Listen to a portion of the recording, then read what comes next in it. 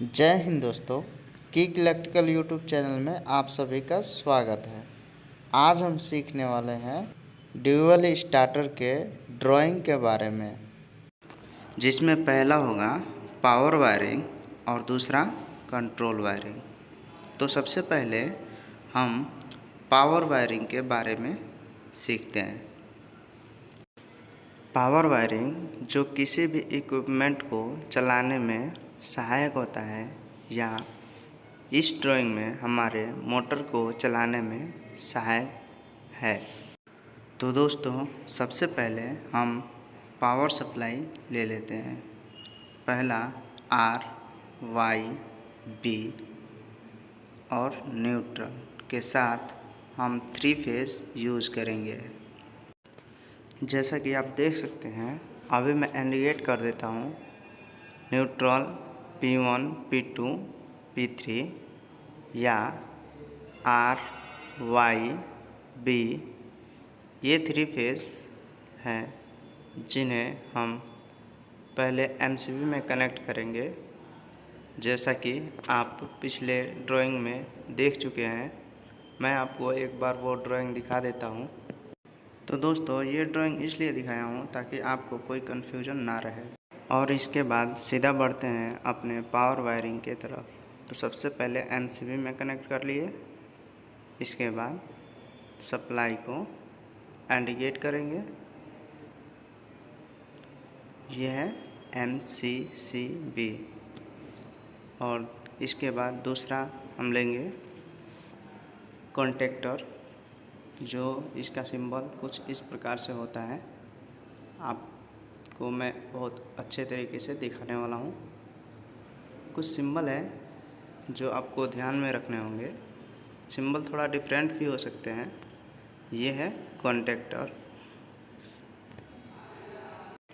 Next step में हम लेंगे ओवरलोड रिले। जैसा कि आप पिछले ड्राइंग में देख चुके हैं, मैं एक बार फिर आपको दिखा देता हूँ। तो दोस्तों ये है वो ड्राइंग जिसमें आप देख सकते हैं कॉन्टेक्टर के बाद ओवरलोड रिले लगा हुआ है, जिसका सिंबल कुछ इस प्रकार है। अभी हम इसको इंडिकेट करेंगे, जिसका शॉर्ट फॉर्म है OLR और इसका फुल नेम है ओवरलोड रिले। नेक्स्ट स्टेप में हम मोटर को लेंगे, जिसे हमें पावर से चलानी होती है। तो आप देख सकते हैं मैंने यहाँ पर इंडिकेट कर दिया है मोटर को। दोस्तों अब हमें लेना है कंट्रोल वायरिंग। कंट्रोल वायरिंग के लिए हम एक फेज और कोई भी न्यूट्रल को लेंगे। सबसे पहले कुछ चीज़ें ध्यान में रखेंगे कि कॉन्टेक्टर जो है वो कितने वोल्टेज का है। Coil operating 220 volt, 440 volt, 24 volt, 42 volt, कितने वोल्ट से ऑपरेट होता है, उसको ध्यान में रखते हुए कंट्रोल वायरिंग का कंट्रोलिंग करेंगे। तो अब हम सबसे पहले एक फेज़ आर फेज़ को ले लेते हैं, क्योंकि हम इस कंडक्टर को मान लेते हैं कि ये 220 वोल्ट का है, और हम आर फेज़ को ले लेते हैं। इसके बाद न्यूट्रल को ले लेते हैं, क्योंकि हमें 220 वोल्ट में फेज और न्यूट्रल ही होता है। आप चाहें तो कंट्रोलिंग लाइन में MCB लगा सकते हैं, जिससे कि काफ़ी सेफ्टी होगी। नहीं चाहें तो नहीं भी लगा सकते हैं।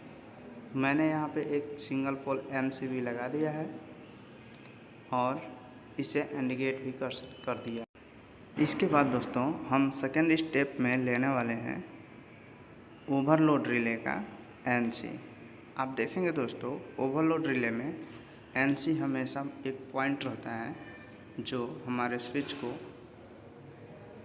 ओवर हीटिंग, ओवरलोडिंग और शॉर्ट सर्किट से बचाने के लिए लगाया जाता है, और वो इस सर्किट को ट्रिप करवाता है, यानी बंद कर देता है।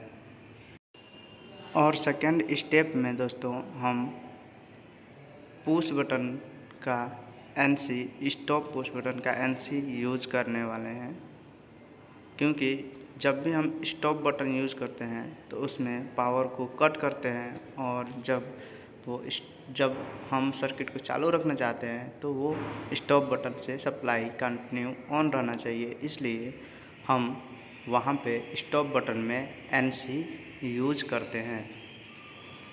जैसा कि आप देख सकते हैं मैं इंडिकेट कर रहा हूँ स्टॉप पुश बटन NC। अभी हम सेकेंड स्टेप में स्टार्ट पुश बटन का NO लेने वाले हैं। ये हो गया NO का सिंबल।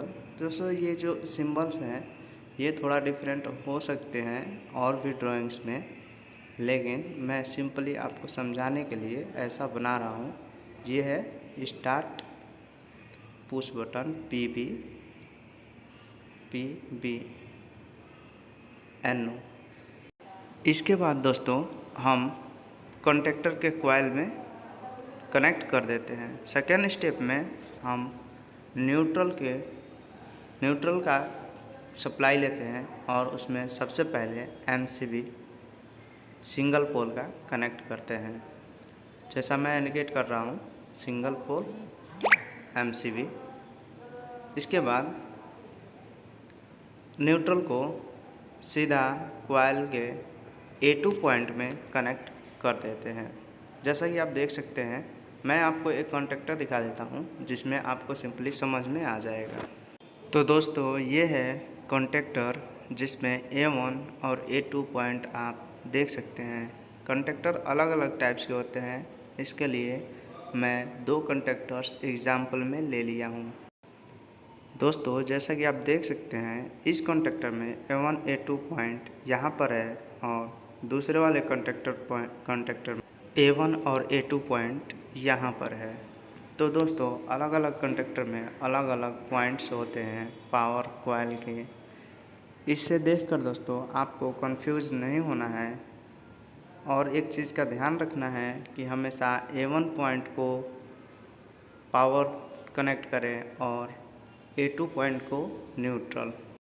दोस्तों अभी हमारा सर्किट कंप्लीट नहीं हुआ है क्योंकि हम इसको होल्ड कराने के लिए एक स्टॉप बटन के NC पॉइंट से और कॉइल के A1 पॉइंट में कनेक्ट करने के लिए एक लूप लेंगे जो मेन कॉन्टेक्टर के NO पॉइंट से होकर और कॉइल तक जाएगा। जैसा कि आप देख सकते हैं इस ड्राइंग में जो मैं आपको पिछले ड्राइंग में दिखाया था, मैं आपको एक बार फिर से उस ड्राइंग को दिखाना चाहूँगा कि लूपिंग कैसे करते हैं। ये है कॉन्टेक्टर का NO पॉइंट। दोस्तों एक बार फिर से इस ड्राइंग को क्लियर और अच्छे से देख लीजिए क्योंकि इसके बाद मैं वो कॉन्टेक्टर वाला लूपिंग पॉइंट को दिखाने वाला हूँ। दोस्तों आप इस ड्राइंग में देखिए कि स्टॉप पुश बटन के NC पॉइंट से एक लूप ले करके और कॉन्टेक्टर के NO में फिर NO से उठाकर कॉन्टेक्टर के कॉइल वाले पॉइंट पे दिया हुआ है।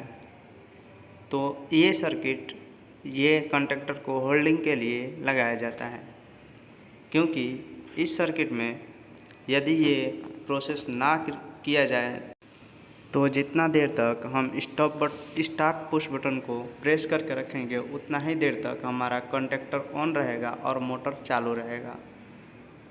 और इस लूप को लगाने के बाद हम एक बार स्टार्ट बटन को प्रेस करेंगे और हमारा कॉन्टेक्टर ऑन हो जाएगा और होल्ड हो जाएगा और हमारा मोटर कंटिन्यू रनिंग में रहेगा।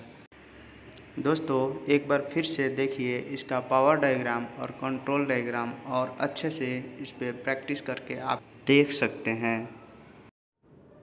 आई होप कि ये वीडियो आपको पसंद आई होगी। पसंद आई हो तो वीडियो को लाइक कर दीजिए और चैनल को सब्सक्राइब कर लीजिए, साथ ही बेल आइकन को प्रेस कर दीजिए ताकि आने वाली नेक्स्ट वीडियो का नोटिफिकेशन सबसे पहले आपको मिले। तो दोस्तों बने रहिए हमारे किक इलेक्ट्रिकल यूट्यूब चैनल में और हम आपके लिए लाएंगे ऐसे ही मज़ेदार वीडियो। तो मिलते हैं नए वीडियो में नए टॉपिक के साथ, तब तक के लिए जय हिंद जय भारत।